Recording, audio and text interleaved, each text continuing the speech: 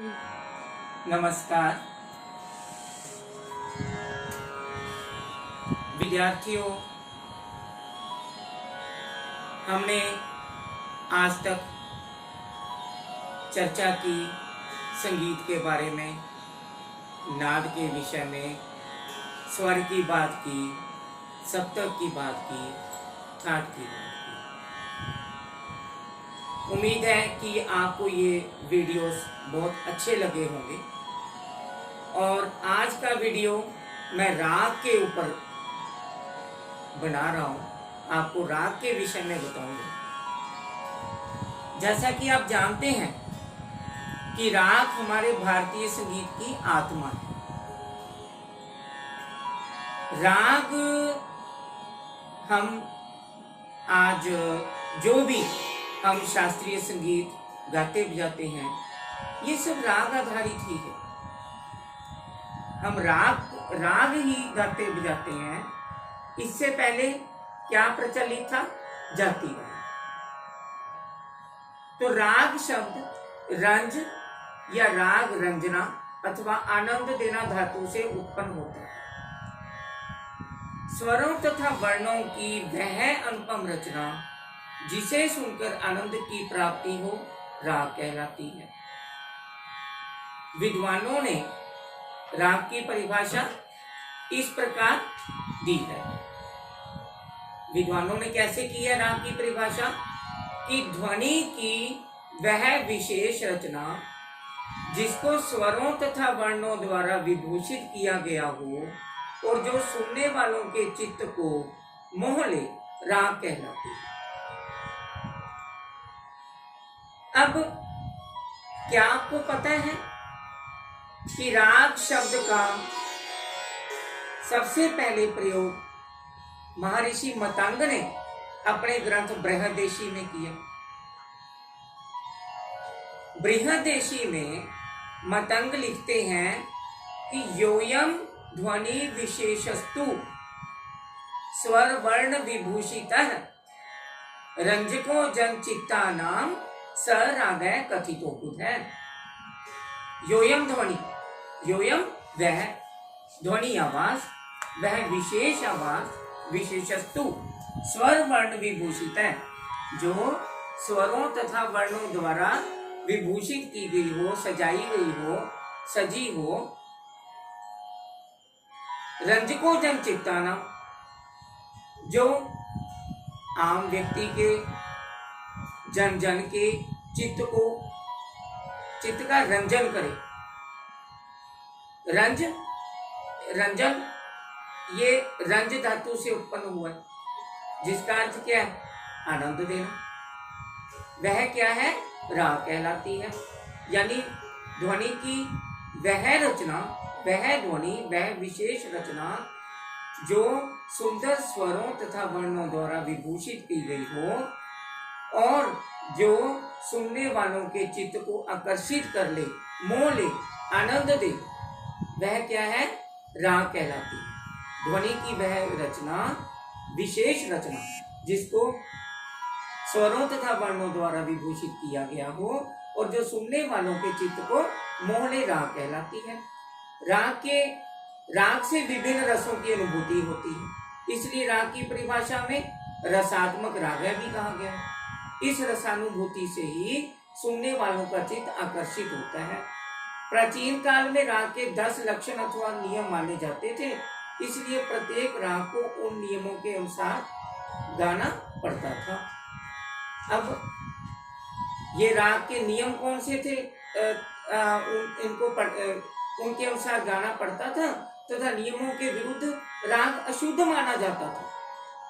राग के प्राचीन 10 लक्षण अथवा नियम कौन से थे? ग्रह, अंश, न्यास, अपन्यास, औडवत्व, षाढ़वत्व, अल्पत्व, बहुत्व, मंद्र और ताप। कौन कौन से नियम थे इसके? 10। पहला क्या था? ग्रह। दूसरा क्या था? अंश। तीसरा न्यास, चौथा अपन्यास, पांचवा औडवत्व, फिर षाढ़वत्व, अल्पत्व, बहुत्व, मंद्र और ताप। इसमें से कुछ नियमों का, जैसे ग्रह न्यास और अपन्यास का प्रचार आधुनिक समय में नहीं है, बाकी नियम आजकल भी प्रचलित है। आधुनिक समय में राग के कौन से नियम अथवा लक्षण माने जाते हैं? राग को क्या होना चाहिए? किसी ठाट से उत्पन्न होना चाहिए। हम देखते हैं कि कहते हैं कि ये राग कौन से ठाट का है। ये जरूरी है, पहला नियम ही यही है कि राग की उत्पत्ति, प्रत्येक राग की उत्पत्ति जरूर किसी ठाट से उत्पन्न होनी चाहिए।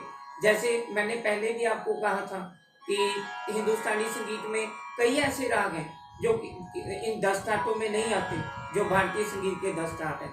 इसलिए हमें विद्यार्थियों और शिक्षकों को व्यंकटमखी के 72 ठाटों का जरूर ज्ञान होना चाहिए, पता होना चाहिए। चलिए, दूसरा नियम क्या है? राग में कम से कम 5 स्वर होने आवश्यक। तीसरा, राग में आरोह तथा अवरोह दोनों आवश्यक है।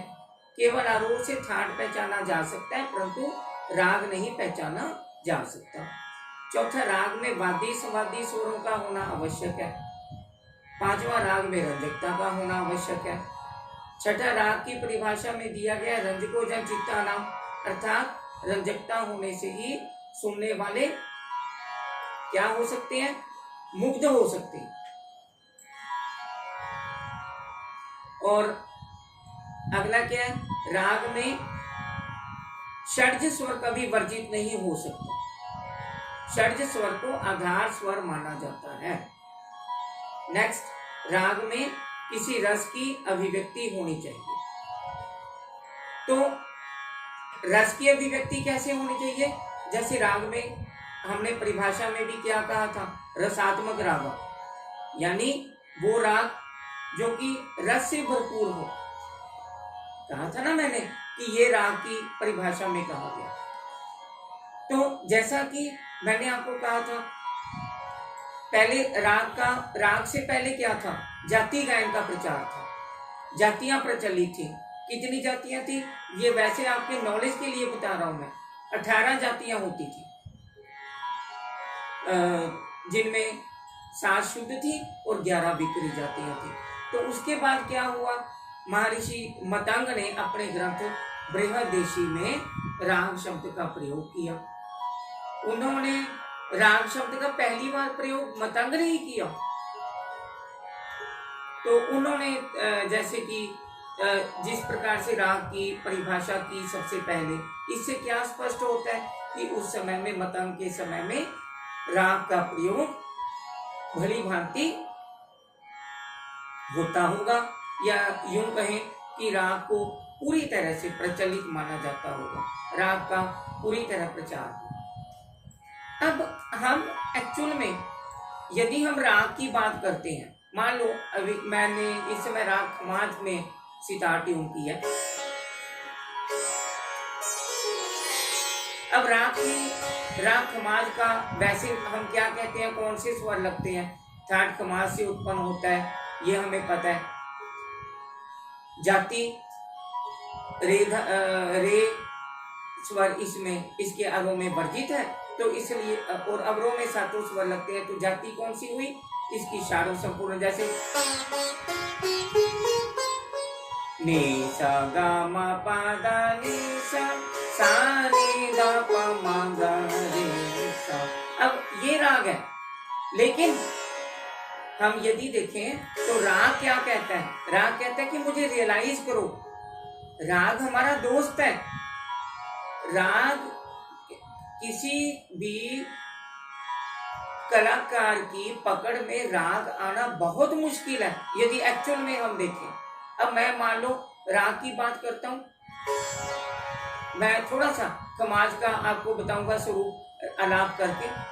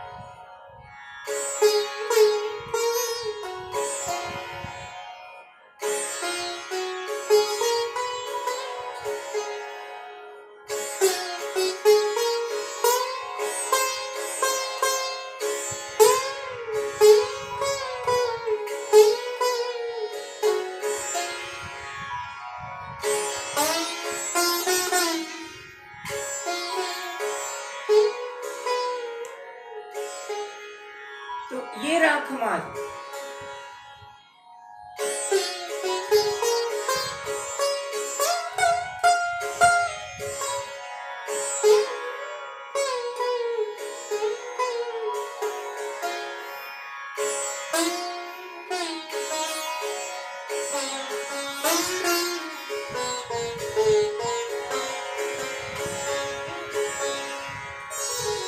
तो इस तरह राग क्या कहता है कि राग ये कहते हैं, हम क्यों कहते हैं हम कि पहले जो आलाप करना चाहिए, आलाप में कलाकार और श्रोता दोनों ही मस्त हो जाने चाहिए, आनंद उनको दोनों को ही पता हो जाना चाहिए, तस्वीर राग की सामने आ जानी चाहिए कि ये राग है, ताकि एक राग भी खुश हो, और क्योंकि राग भी खुश होते हैं। राग यदि नाराज हो जाए, जितना मर्जी साधना कर ले, राग कहते हैं कि मुझे ठीक गाओ, ठीक बजाओ। तो इसलिए विद्यार्थियों हमेशा सबसे पहले सही रियाज करना चाहिए। रियाज यदि सही नहीं करेंगे तो गलत रियाज का बहुत ज़्यादा नुकसान है, वो आगे किसी विषय में बात करेंगे। तो आज हमने राग के विषय में जाना, राग क्या है, राग के नियम अथवा लक्षण क्या होते हैं, ये राग की परिभाषा क्या है, राग का पहले प्रयोग किसने किया, और राग जो है इसकी अभिव्यक्ति किस प्रकार होनी चाहिए, किस तरीके से चैनदारी से इसे गाना बजाना चाहिए। आपको वीडियो अच्छा लगे तो ज़रूर लाइक करें, कमेंट्स भी करें, और चैनल को सब्सक्राइब ज़रूर कर दें, और बेल आइकॉन को दबा के नोटिफिकेशंस जो हैं उनको ऑल पे करने, पर्सनलाइज की बजाय। थैंक यू, बहुत शुक्रिया। मिलते हैं हम अगले किसी वीडियो।